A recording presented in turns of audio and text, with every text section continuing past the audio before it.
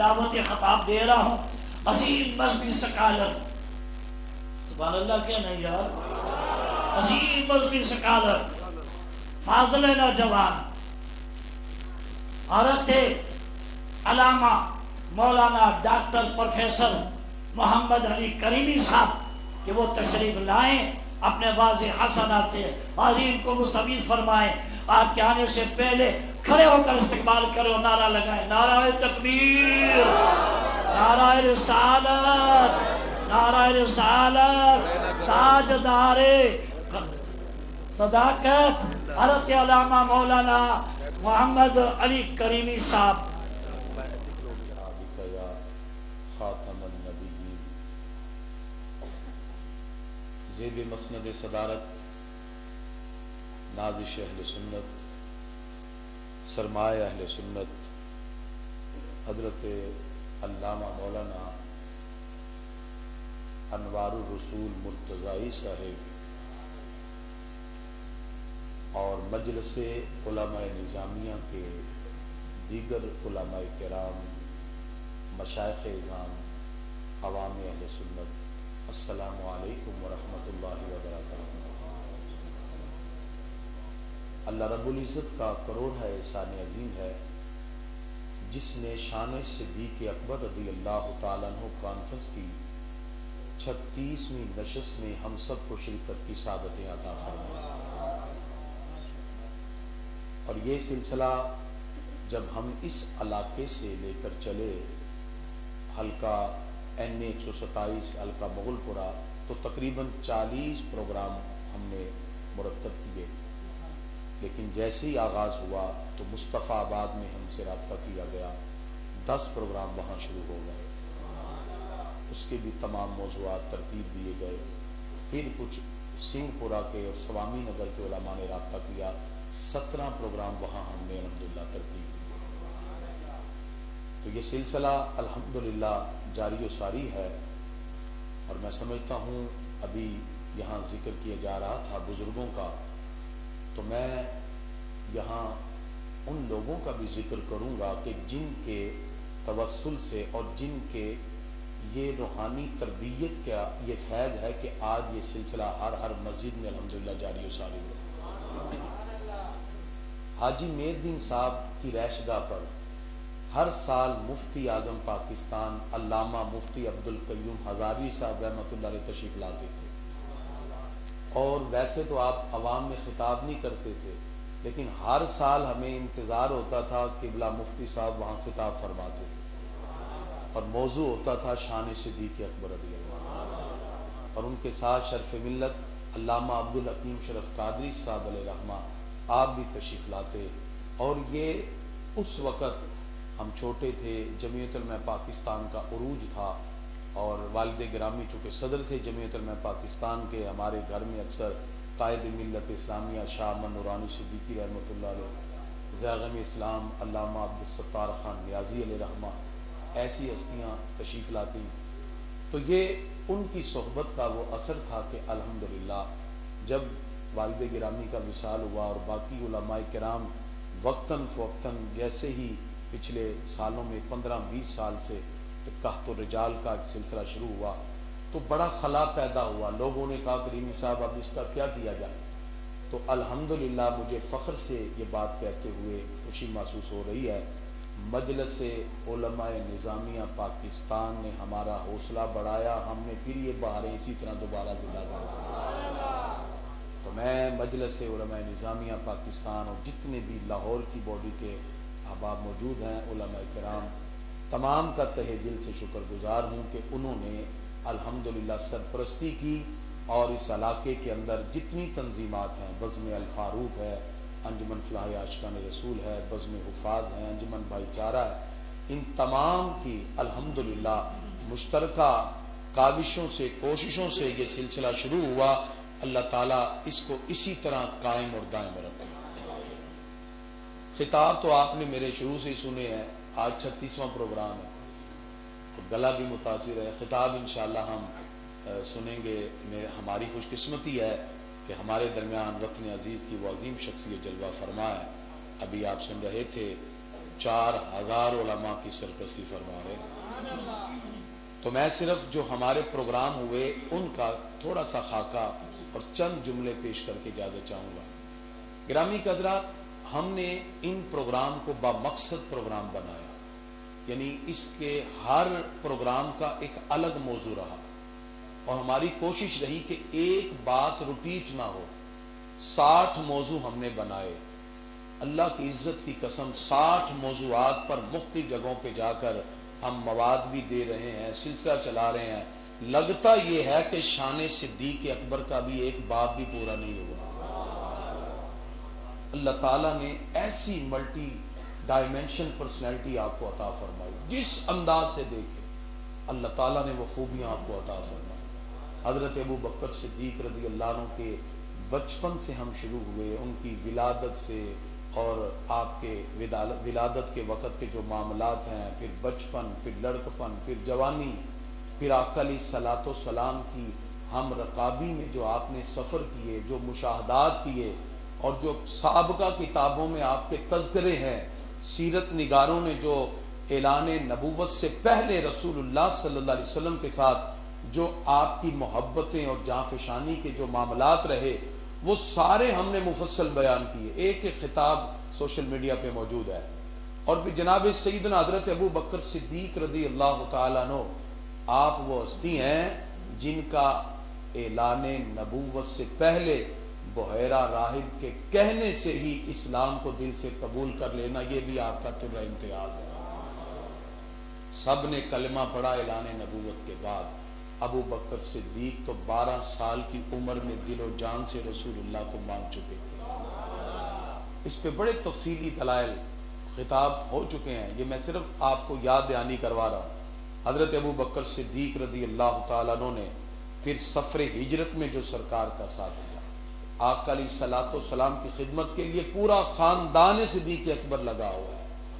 और फिर जो शरफ मिला आपके ख़ानदान को, आपके वालिद गिरामी, आप खुद, आपके पोते नवासे सारे शरफ़े सहाबिय्य से मुत्तसिफ़ हुए। फिर जो इम्तियाजी खूबियाँ रहीं, फिर जो अहले बैत ने आपकी शान बयान की, फिर रियासत मदीना के क़याम के अंदर जो अबू बकर सिद्दीक रज़ी अल्लाह अन्हु का किरदार रहा, माइयत मुस्तफ़ा सल्लल्लाहु अलैहि वसल्लम में और ग़ज़वात के अंदर जो आपका किरदार रहा, और फिर हज़रत अबू बकर सिद्दीक रज़ी अल्लाह तआला अन्हु ने जिस वक़्त खिलाफत के मसनद पे फायज हुए, तो आपने झूठे मुद्दईयान नबूवत का कैसा खात्मा किया, मुनकिरीन ज़कात का खात्मा किया, और आपने इस उम्मत के सफीने को डूबने से बचाया। नबी करीम सल्लल्लाहु अलैहि वसल्लम फरमाते हैं, किसी की सोहबत और माल ने मुझे इतना फायदा नहीं दिया जितना अबू बकर सिद्दीक की सोहबत और माल ने दिया। और याद रखिए, जैसे हम महफिल सजा के बैठे हैं, 1400 साल पहले सही बुखारी में मौजूद है, हमारे आका ने भी एक महफिल मस्जिद नबवी में सजाई जिसका उन्वान था शान सिद्दीक अकबर रज़ियल्लाहु अन्हु। मस्जिद नबवी के मिंबर पर बैठकर शान सिद्दीक अकबर कैसी बयान हुई। सरकार को पता चला कुछ लोगों ने अबू बकर सिद्दीक से इख्तिलाफ किया है। सरकार फरमाते हैं, मेरे सिद्दीक से इख्तिलाफ करते हो? जानते हो जब मैंने ऐलान नबूवत किया तुम सब कह रहे थे कज़ब था, एक आवाज बुलंद हुई, सदक़ता या रसूल अल्लाह। और मैं वो मेरे सिद्दीक अकबर है। और उस महफिल में सामईन सहाबा और अहले बैत थे। शान सिद्दीक अकबर बयान करने वाले कौनैन के वाली थे। नबी करीम सल्लल्लाहु अलैहि वसल्लम ने बसा औकात उनकी इन अजमतों का जिक्र किया। और आज चूंकि हमारा उन्वान था, हजरत अबू बकर सिद्दीक रज़ी अल्लाह तआला अन्हु ने शजरे इस्लाम को अपने खून जिगर से आबियार किया। अब ये बड़ा तफसीली मौजू है, फिर कभी इंशाल्लाह, चूँकि अभी कुछ प्रोग्राम हमारे बाकी हैं, हम उसमें इंशाल्लाह चूँकि उलमा तशरीफ लाए हैं तो हम आज उनकी बात सुनेंगे। हजरत अबू बकर सिद्दीक रज़ी अल्लाह तआला अन्हु ऐलान नबूवत के बाद जो अवाइल के दिन थे, इब्तिदाए इस्लाम के मुश्किलात में नबी करीम सल्लल्लाहु अलैहि वसल्लम की ज़ात के तहफ़्फ़ुज़ के लिए, तहफ़्फ़ुज़ नमूस रिसालत सल्लल्लाहु अलैहि वसल्लम के लिए खड़े हो गए और हर मकाम पर आका अलैहिस्सलातु वस्सलाम का साथ दिया। जान से तो हर कोई प्यार करता है, और मैं ये जुमला कहा करता हूँ اور اس کے بعد بس میری بات ختم ہے، انشاءاللہ خطاب ہم آگے سنیں گے کہ کچھ چیزیں وہ ہوتی ہیں جس میں بندے کو اختیار نہیں ہوتا، وہ فطرتی تقاضے ہوتے ہیں، بائی نیچر ہیں آپ میں، یعنی کچھ چیزیں تو وہ ہیں نا جو آپ کے اختیار میں ہیں، کچھ ہیں آپ کے اختیار میں بھی نہیں ہیں۔ حضرت ابو بکر صدیق رضی اللہ تعالی عنہ، آپ کا رسول اللہ صلی اللہ علیہ وسلم سے والہانہ عشق اور محبت اس انداز تک پہنچ گیا اور اس مرتبے تک پہنچ گیا جہاں انسان کے بس اور کنٹرول میں بھی چیزیں نہ رہیں، ابو بکر صدیق کے کنٹرول میں رسول اللہ کی محبت کے رچ بس جانے کی وجہ سے وہ بھی کنٹرول میں آ گئے، کوئی اختیار ہی نہیں ہے۔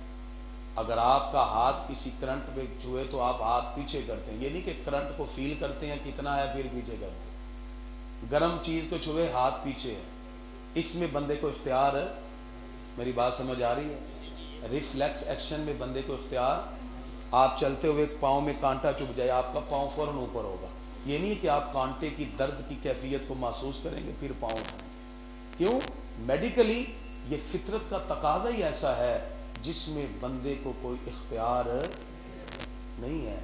ابو بکر صدیق تیرے عشق پر بھی قربان، تیری محبت پہ بھی قربان، ایڑی لگا رکھی ہے، سانپ ڈس رہا ہے، لم یتحرک مخافت ان ینتبع رسول اللہ صلی اللہ علیہ وسلم۔ جہاں فطرت کہتی ہے کہ بندے کا اختیار نہیں، ابو بکر صدیق کا عشق کہتا ہے محبت مصطفیٰ میں یہ بھی ساری چیزیں میرے بس میں آ گئی۔ آپ نے پاؤں کو حرکت بھی نہ دی کہیں میرے آقا بیدار نہ ہو جائے۔ لائیے کوئی ایسا ایک مثال تو لے کے آئیں، کوئی ایسا واقعہ تو لائیں جہاں فطرتیں بھی بس میں آ جائیں، جہاں فطرتیں بھی انسان کے کنٹرول میں آ جائیں، اس عشق اور محبت کی کیفیت کو سمجھنا ہو تو ابو بکر صدیق رضی اللہ عنہ کی محبت کو دیکھیں، کیسے خون جگر سے شجر اسلام کو آبیار کیا، اور جس وقت سام کا زہر جسم میں چلا گیا اور اس درد کی کیفیت میں ہے، اور جب آنسو گرتے ہیں نیچے چہرہ مصطفیٰ ہے، اور یہ جملے کے بعد میری بات ختم ہے، اور اس سے آپ سمجھیے گا کیسے آپ نے خون جگر سے شجر اسلام کو آبیار کیا، اور آقا علیہ الصلوۃ والسلام سے والہانہ محبت۔ اب آقا علیہ الصلوۃ والسلام بیدار ہوئے، پوچھا ابو بکر کیا ہوا؟ آپ کسی بڑے سے بڑے مفتی شیخ استاذ کے ساتھ جا رہے ہیں، چلتے چلتے اچانک کانٹا چبھ جائے تو پاؤں اٹھ جاتا ہے، تو اب آپ سے اگر آپ کے شیخ اور مرشد پوچھیں کیا ہوا تو آپ جتنا بھی ادب کریں آپ ایسے نہیں کہیں گے عالم نبی فاضل جلیل استاد العلماء مجھے کانٹا چبھ گیا۔ وہاں جو عربی گرامر پڑھتے ہیں اساتذہ موجود ہیں، ان کے سامنے ہم کیا بات کریں؟ ہدایت النحو میں اس کو التحذیر کہتے ہیں، وقت مختصر ہو تو عامل کو محذوف کر کے معمول کو ذکر کیا جاتا ہے۔ قاعدہ بھی یہ ہے، اصول بھی یہ ہے، لیکن میں نے پہلے کہا جہاں فطرتیں قربان ہو جائیں وہاں جملوں کی کیا بات ہے۔ سانپ نے ڈسا تو چاہیے کیا تھا؟ سرکار نے پوچھا کیا ہوا تو آپ کہتے سانپ نے ڈس لیا ہے۔ حضرت ابو بکر صدیق کا عشق دیکھیں اور محبت دیکھیں، پوچھا کیا ہوا؟ عرض کرتے ہیں فدا کا ابی و امی، پیارے آقا میرا باپ بھی آپ پہ قربان ہو جائے، میری ماں بھی آپ پہ قربان ہو جائے، مجھے سانپ نے ڈس لیا ہے۔ کہاں ہے ہدایت النحو کی التحذیر، اور کہاں ہے میڈیکل کا ریفلیکس ایکشن، اور کہاں ہے فطرت کے تقاضے؟ یہ ساری فطرتیں اور سارے تقاضے اس وقت قربان ہو جاتے ہیں جب دل میں سرکار کی سچی محبت رچ بس جاتی ہے۔ اس لیے ہم نے الحمدللہ اتنے پروگرام کیے، لیکن یقین کیجئے ہم یہ بات واضح طور پہ کہہ رہے ہیں، حضرت ابو بکر صدیق رضی اللہ عنہ کے خصائل اور فضائل کا ایک باب بھی ہم پورا نہیں کر سکتے۔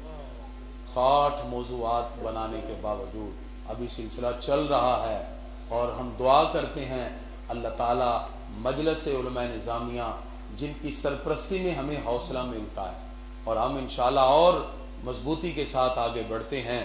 اس وقت بڑھتی ہوئی فکری آوارگی اور نظریاتی طور پر جو اس وقت افراط و تفریط کا معاملہ چل رہا ہے، اللہ ان تمام معاملات میں ہمیں اپنے بزرگوں کا دامن تھامنے کی اللہ توفیق عطا فرمائے۔ اور جس محبت کے ساتھ آپ نے ساتھ دیا، چونکہ آپ روز آتے ہیں سردی کے موسم میں بھی اور اتنے شوق سے آ رہے ہیں،